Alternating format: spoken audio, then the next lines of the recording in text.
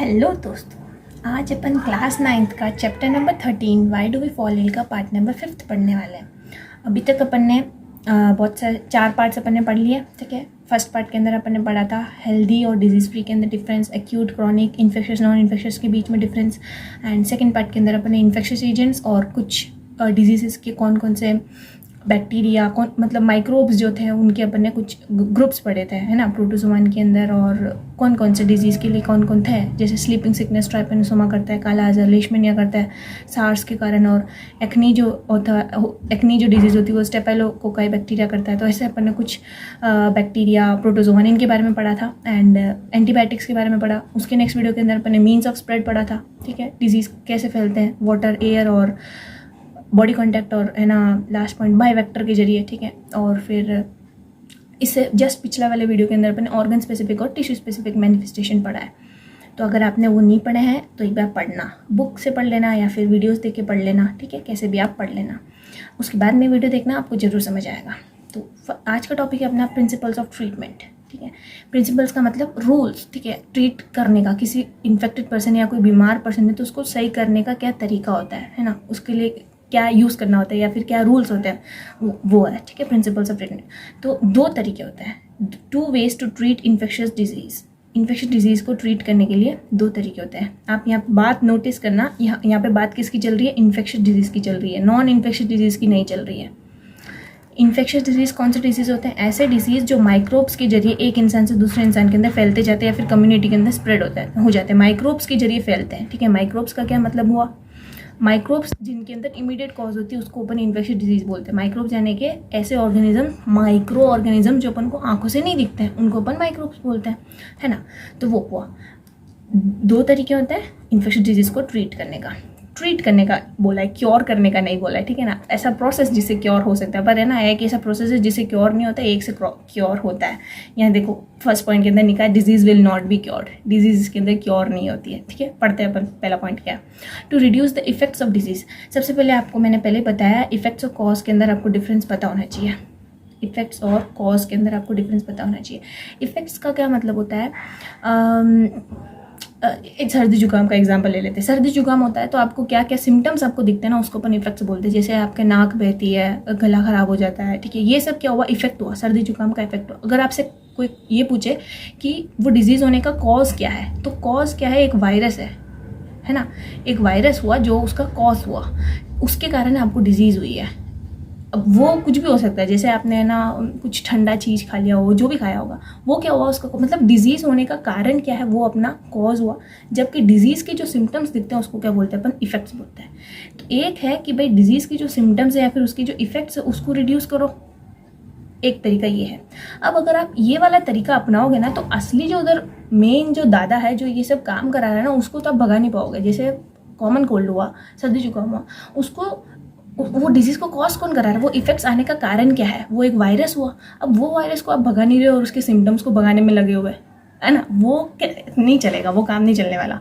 तो यहाँ पे क्या होता है, एक ऐसा तरीका लेते हैं कि मेडिसिन टू रिड्यूस सिम्टम्स को रिड्यूस करने का तरीका होता है। सिम्टम्स जैसे अपने इन्फ्लामेशन, यानी कि अपने पिछले वीडियो के अंदर अपन ने समझा था इन्फ्लामेशन क्या होता है, जब अपनी इम्यूनिटी की जो अपनी सेल्स होती है, जो टिश्यू होती है, वो सारे सेल्स को रिक्रूट करती है कि उस जगह में जाके उस माइक्रोब से लड़ो, तब अपने अंदर जो उस प्रोसेस को इन्फ्लामेशन बोलता है। जब अपनी इम्यून सिस्टम लड़ती है तो अपने बॉडी के अंदर कुछ सिम्टम्स दिखते हैं, जैसे फीवर हो गया, पेन हो गया, है ना, ये सब दिखते हैं।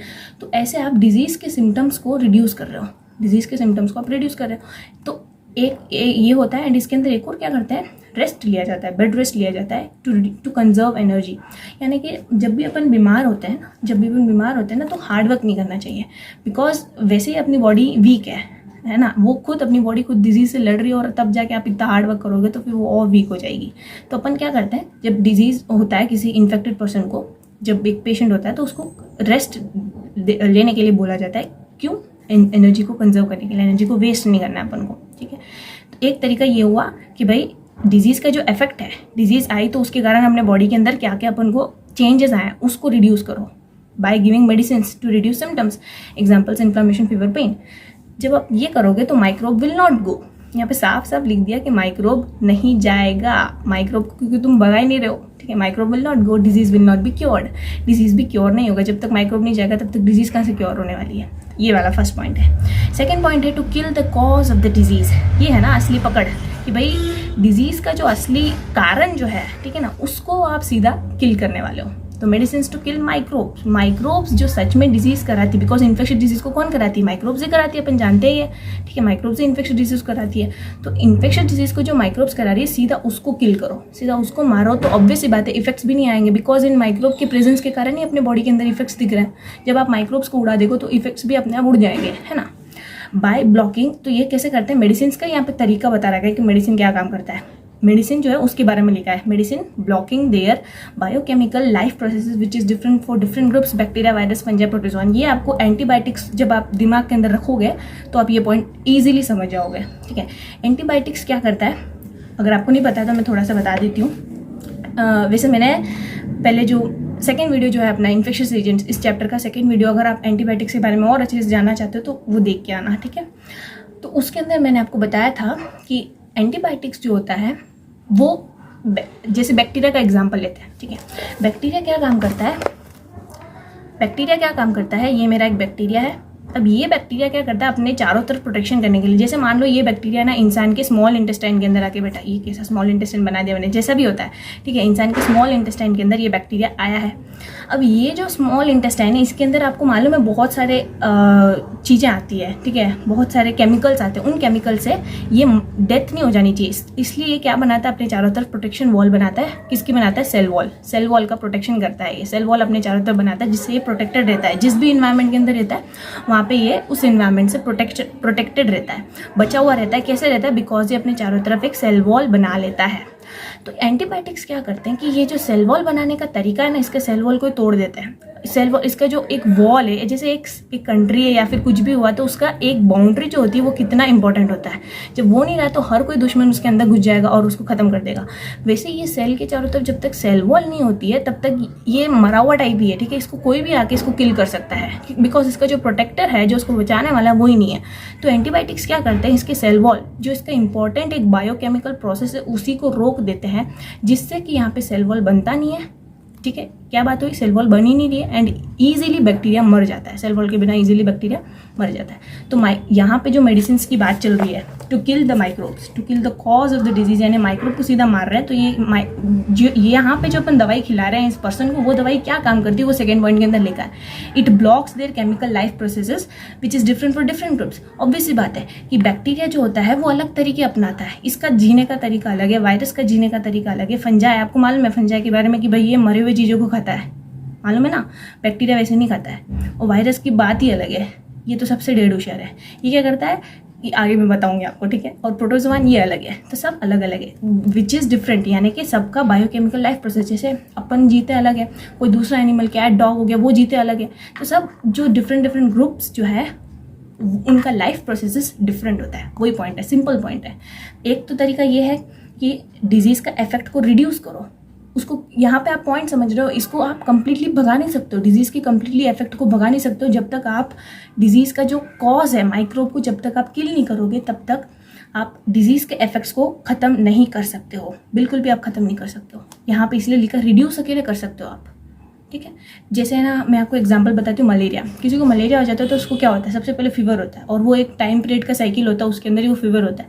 आप उसको कितना भी फीवर की दवाई दे दो ना, बुखार जाने की दवाई दे दो ना, उसको वो ठीक नहीं होने वाला, उसको बार बार बुखार आएगा। क्यों आएगा? बिकॉज उसके अंदर मलेरियल पैरासाइट बैठा है, प्लाज्मोडियम बैठा है। जब तक प्लाज्मोडियम को हटाने की दवाई नहीं दोगे तब तक वो सही नहीं हो पाएगा।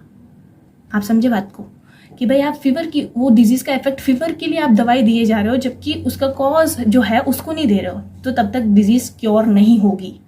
समझ गए? बस इतना सा था। इसका एग्जांपल क्या है? एंटीबायोटिक्स फॉर बैक्टीरिया एग्जांपल है।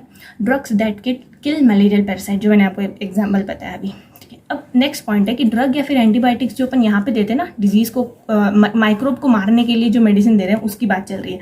ड्रग और antibiotic should block the pathway of microbes without affecting our own cells pathway. आप समझे इसको? यानी कि अपन जो एंटीबायोटिक्स दे रहे हैं वो सिर्फ बैक्टीरिया को, ये मेरा बैक्टीरिया है, ये अपना ह्यूमन सेल है, एच बना रखा है, वो सिर्फ बैक्टीरिया को का जो पाथवे होता है ना, उसको अकेले वो रोकना चाहिए या फिर डैमेज पहुंचाना चाहिए, जबकि ह्यूमन सेल्स को कुछ भी नहीं होना चाहिए, एकदम सही रहना चाहिए और इसको अकेले डैमेज करना चाहिए, डिस्ट्रॉय करना चाहिए, ठीक है। और ह्यूमन सेल को कुछ भी नहीं होना चाहिए, बिकॉज अगर ह्यूमन सेल्स को अपन जो दवाई दे रहे हैं वो इफेक्ट करेगा तो क्या अपन खुद अपने सेल को मार रहे हैं क्या? ऐसे तो कोई दवाई नहीं खाता है।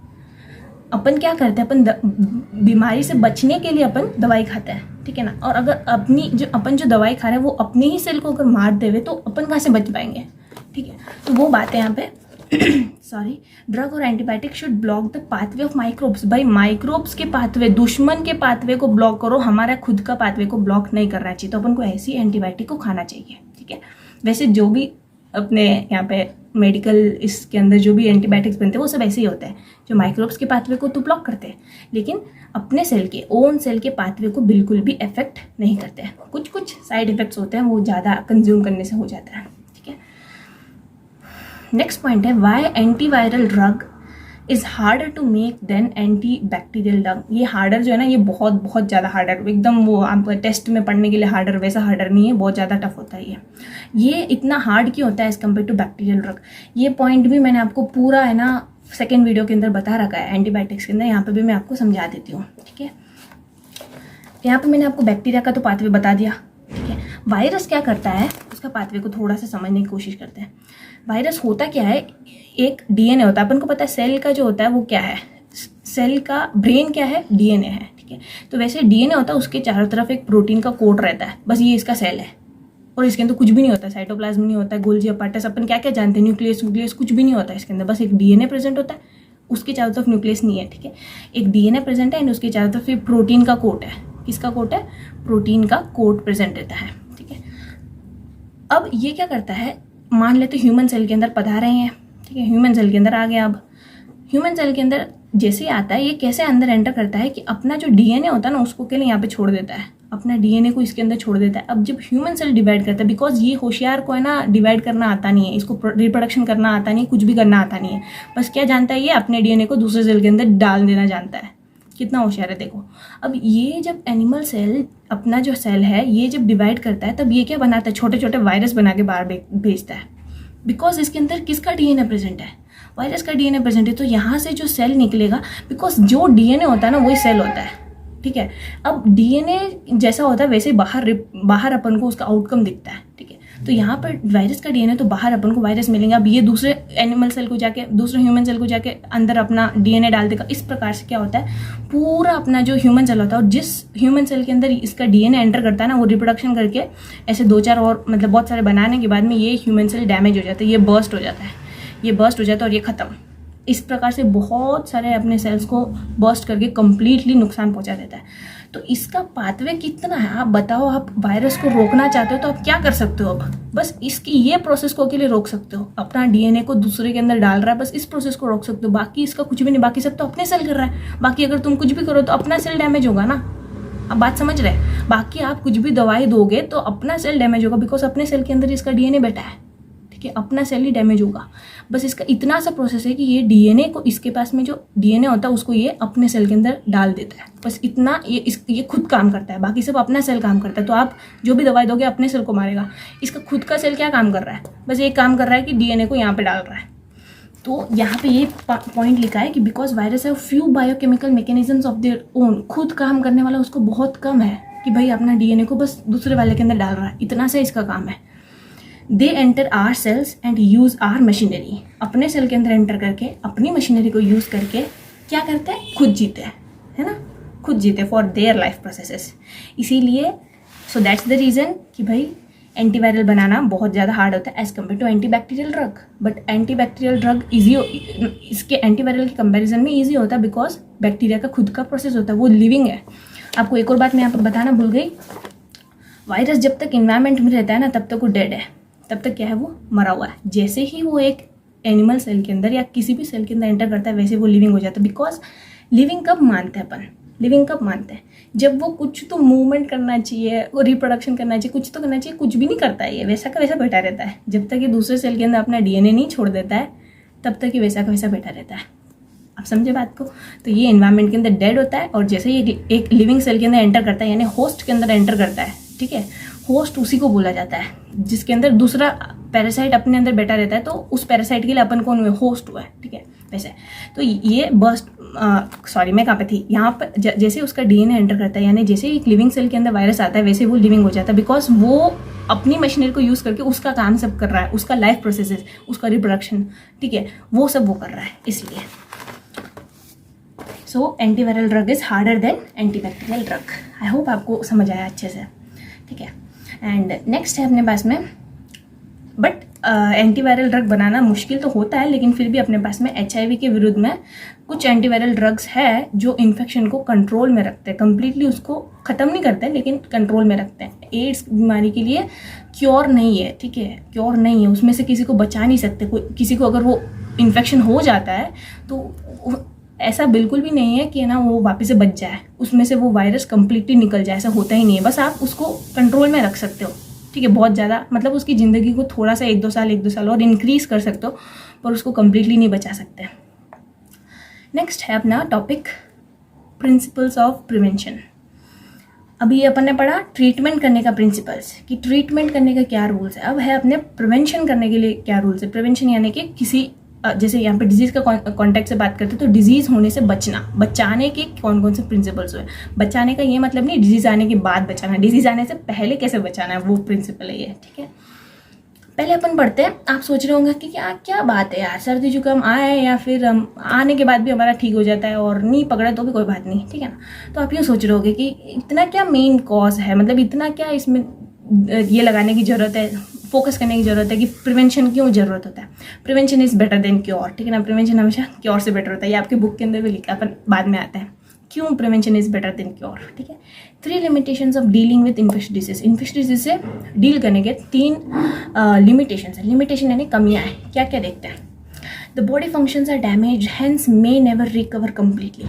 अब मैं ये नहीं कह रही कि हमेशा जो भी इन्फेक्शियस डिजीज होते हैं सबके अंदर आपका है ना रिकवरी कम्प्लीटली नहीं होती है। यहाँ पे क्या लिखा, मे हो सकता है ऐसे कि आप कम्प्लीटली रिकवर ना कर पाए। जैसे आप कोरोना का एग्जांपल लेते हैं, किसी को अगर जब बीच में अपने जब कोरोना हुआ था इस साल, ठीक है, इस साल जब अपने कोरोना जब हुआ था मई के आसपास, जब वो फंगस सब जब बहुत ज़्यादा सीवियर था ना अपने यहाँ पे, तब आपने ये किया नोटिस किया कि जब कोरोना आया वो क्या था, एक इन्फेक्शियस डिजीज़ था, वायरस के कारण आ रहा था। अब वो जब आया तब उससे ब्लैक फंगस आ गया और येलो फंगस, जिससे क्या हुआ अपना एक ऑर्गन ही चला गया। जिनको वो हुआ था उनके आई कम्प्लीटली लॉस हो गया, एक आई जो है उनका कम्प्लीटली, किन का 2 आई, तो अब वो अपनी आंखों से देख भी नहीं सकते। तो आप समझे रिकवर कभी कभार कम्प्लीटली नहीं हो पाता है, ऐसा डैमेज हो जाता है कि कम्प्लीटली आप रिकवर नहीं कर सकते। आपको उसके नुकसान के साथ ही जीना पड़ता है, ठीक है। तो इन्फेक्शियस डिजीज़ को ऐसे आसानी से नहीं लेना चाहिए, वो बहुत डेंजरस है ना। Treatment takes times which means the person is bedridden, यानी कि ट्रीटमेंट हमेशा टाइम लेता है। जैसे मैंने आपको ट्यूबरकुलोसिस का एग्जांपल बताया था, उसमें उनका जो दवाई का कोर्स होता है वो 6 महीने का होता है। तो उसके अंदर क्या होता है, पर्सन को बेड रिडन रहना होता है। यानी कौन ऐसा चाहता है यार जो चल फिर नहीं पाए और बेड रिडन में रहना, जैसा कौन चाहेगा, कोई नहीं चाहेगा ना। तो ट्रीटमेंट क्या होता है, टाइम खींचता है, ठीक है। तो उसमें पर्सन को बेड रिडन रहना पड़ता है। पहला पॉइंट ये होगा कि वो कम्प्लीटली रिकवर नहीं कर पाता है, दूसरा वो टाइम लेता है ट्रीटमेंट, इससे उसको बेड रिडन भी रहना पड़ता है। Infected person can serve as the source of spread to other people. इसका बेस्ट एग्जांपल कोरोना है। कोरोना क्या था, इन्फेक्शियस डिजीज था, मालूम है। तो वो क्या कर रहा था, जैसे किसी को कोरोना हो जाता है तो अपन क्या कर रहे थे, उसको आइसोलेट करके रख रहे थे। आइसोलेट क्यों कर रहे थे, बिकॉज वो दूसरे लोगों को, फैमिली के अंदर किसी एक को हो जाता है तो उसको आइसोलेट करके रखना पड़ता है। क्यों रखना पड़ता है, बिकॉज वो दूसरे फैमिली के पर्सनस हैं, मेम्बर्स हैं, उनको भी इन्फेक्शन हो जाएगा। तो वो सोर्स का काम करता है दूसरे पीपल को डिजीज़ को पहुंचाने को, ठीक है, डिजीज़ को स्प्रेड करने का सोर्स का काम करता है। कौन, इन्फेक्टेड पर्सन, जिसको इन्फेक्शन हो जाता है। तो ये 3 इसके लिमिटेशंस हुए इन्फेक्शियस डिजीज़ के। इस वजह से prevention is better than cure. तो आप समझे कि कितना अच्छा है कि आपको डिजीज़ ना होए। क्योर से ज़्यादा अच्छा प्रिवेंशन होता है। क्योर अगर आप करते हो, कोई ट्रीटमेंट लेते हो, तो भी आपको बेड रिडन रहना पड़ता है, और या फिर आपका कंप्लीटली रिकवर नहीं कर पाते हैं, या फिर अपन सोर्स का काम करते हैं और किसी को स्प्रेड करा के सोर्स का काम कर जाते हैं। तो ये सब तीनों बातें अच्छी नहीं है ना। तो इसीलिए प्रिवेंशन ज़्यादा अच्छा होता है। तो अब क्वेश्चन आता है कि भाई प्रिवेंशन कैसे करें। प्रिवेंशन करने का 2 तरीका है। 2 तरीका, सिंपल सा तरीका मैं आपको है ना एक वो एग्जाम्पल आर्मी वाला बैटल फील्ड ऐसा एग्जाम्पल लेके समझाऊंगी तो आपको ईजिली बहुत अच्छे से दिमाग में रहेगा। ठीक है, तो अपन क्या लेते हैं, सबसे पहले एक एग्जाम्पल है बैटल फील्ड है। ठीक है, अब इसके अंदर ऑपोजिट वाली अपनी माइक्रोब की क्या बोलते हैं सेना है और अपनी सेना है इम्यूनिटी वाली सेना। ठीक है, अपने जो अंदर जो आर्मी है उसका नाम इम्यूनिटी है। ठीक है, इम्यूनिटी अपनी आर्मी है, उनकी आर्मी का नाम माइक्रोब रख लेते हैं। अब पहला तो ये है कि आप मैदान में ना उतरो तो तुम हारोगे ही नहीं। ठीक है, मैदान में ना उतरो, जब तक आप बैटल फील्ड के अंदर नहीं उतरेंगे तब तक तो आप हार ही नहीं सकते ना। ठीक है, तो पहला पॉइंट ये है कि the general ways to prevent exposure, यानी कि सामने वाले से तुम भिड़ो ही नहीं, सामने वाले के जाके सामने तुम खड़े ही नहीं हो, तब तुम कैसे हार सकते हो। जब तक तुम सामने जाके नहीं खड़े रहेंगे तब तक तुम हार ही नहीं सकते हो, हारने का तो कोई चांस है ही नहीं। तो इसीलिए पहला पॉइंट है कि एक्सपोजर से प्रिवेंट करो।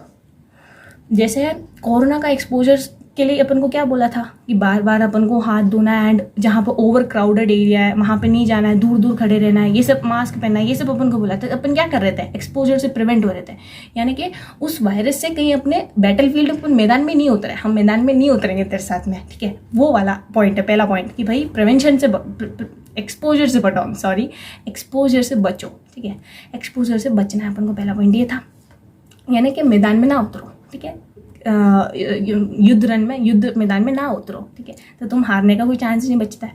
We can prevent exposure by knowing their means of this spreading.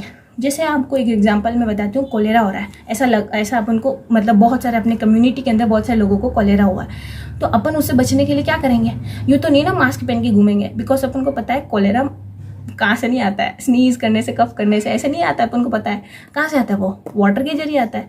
तो आप समझे कि एक डिजीज से बचना है, एक डिजीज के एक्सपोजर से बचना है, तो अपन को उसका मीन्स ऑफ स्प्रेड अपन को पता होना चाहिए कि वो कैसे फैलता है। तो अपन क्या करेंगे, कोलेरा से बचना है तो अपन जो पानी अंदर पी रहे हैं उसको बार बार गर्म करेंगे, उसको ट्रीटमेंट करके पियेंगे।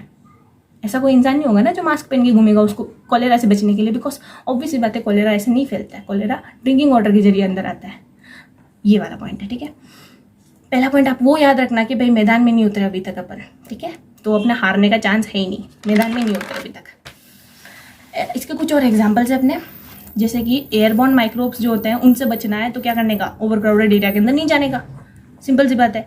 फॉर वाटरबॉर्न डिजीजेस, अपन जो ड्रिंकिंग वाटर कर रहे हैं उसमें सेफ्टी रखने का कि भाई उन जो वाटर्स अपन ले रहे हैं, सेफ ड्रिंकिंग वाटर अपन जो ले रहे हैं उसको ट्रीट करने का, यानी कि गर्म करके उसके अंदर जो भी माइक्रोब्स उसको डिस्ट्रॉय करके या फिर अच्छे से फिल्टर करके जो भी है वो तरीका लेने का, ताकि माइक्रोब्स को मार देवे उसके अंदर जो प्रेजेंट है।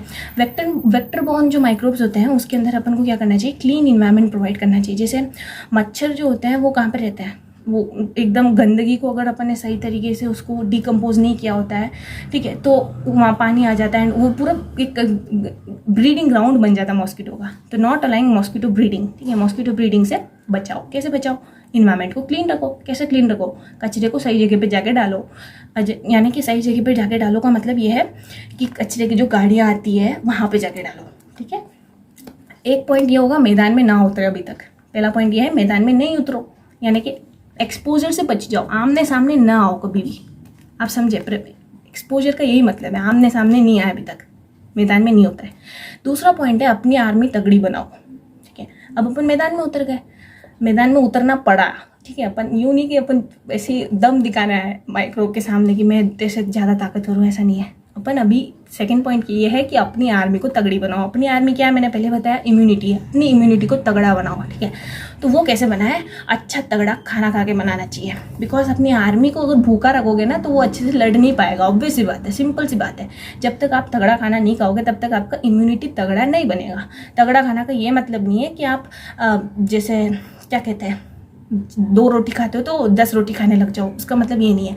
ये न्यूट्रिशनस फूड खाओ, जैसे उसके लिए इम्यूनिटी को बूस्ट करने के लिए विटामिन सी चाहिए और जो जो अपन को चाहिए होता है। ब्लड अपना अगर कम है तो उसको इंक्रीमेंट करने के लिए अपन आयरन खाए वगैरह, ऐसा टाइप में वो कह रही हूँ यहाँ पे। अपनी इम्यूनिटी को तगड़ी बनाओ। तो कैसे बनाए, second basic way to prevent is the availability of proper and sufficient food. क्यों प्रॉपर एंड सफिशिएंट फूड क्यों चाहिए, for good functioning of immune system. जो अपनी आर्मी को तगड़ी बनाने के लिए अपन को प्रॉपर और सफिशिएंट फूड खाना चाहिए। ठीक है, immune system of our body fights with microbes, because ये अपना आर्मी है तो ऑब्वियसली बात है यही लड़ेगा। किससे लड़ेगा, माइक्रोब से लड़ेगा, क्योंकि वही अपना दुश्मन है।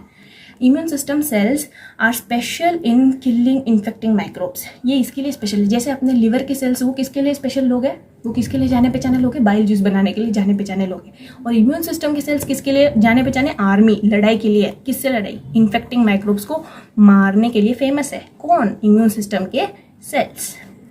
समझ आया ना। नेक्स्ट है immune system versus infecting microbes, यानी कि लड़ाई चल रही है यहाँ पे इम्यून सिस्टम की और इन्फेक्टिंग माइक्रोब्स के बीच में लड़ाई चल रही है। उसके अंदर अगर इम्यून सिस्टम जीत जाता है, ठीक है, इम्यून सिस्टम की अगर जीत हो जाती है, आईएस का मतलब इम्यून सिस्टम है, ठीक है, अगर इम्यून सिस्टम जीतता है तो अपन को डिजीज होती नहीं है। लेकिन अगर इम्यून सिस्टम हार जाता है तो वो माइक्रोब अपने अंदर एंटर करके अपन को डिजीज हो जाती है।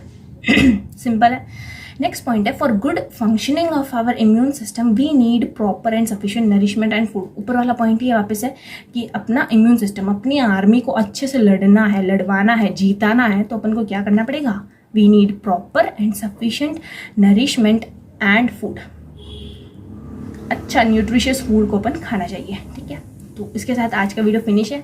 नेक्स्ट वीडियो के अंदर मैं आपको इम्यूनाइजेशन पढ़ाऊंगी एंड उसके बाद अपना चैप्टर फिनिश हो जाएगा, ठीक है। एंड आज की वीडियो में अगर आपको कोई भी डाउट है, इसके अंदर आप 2 पॉइंट याद रखना, आपके आराम से आंसर लिख के आ सकते हो। पहला पॉइंट, मैदान में ना उतरो, आमने सामने नहीं जाओ। कैसे नहीं जाओ, एक्सपोजर से बच जाओ। दूसरा पॉइंट है अगर आप आमने सामने हो भी जाते हो तो अपनी इम्यूनिटी, अपनी आर्मी को तगड़ी बनाओ, ठीक है। सिंपल सा पॉइंट था। इसके साथ वीडियो फिनिश है अपना। एंड अगर आपको कोई भी डाउट्स है तो कमेंट करके जरूर पूछना, मैं आपको रिप्लाई करूँगी। And thank you for watching.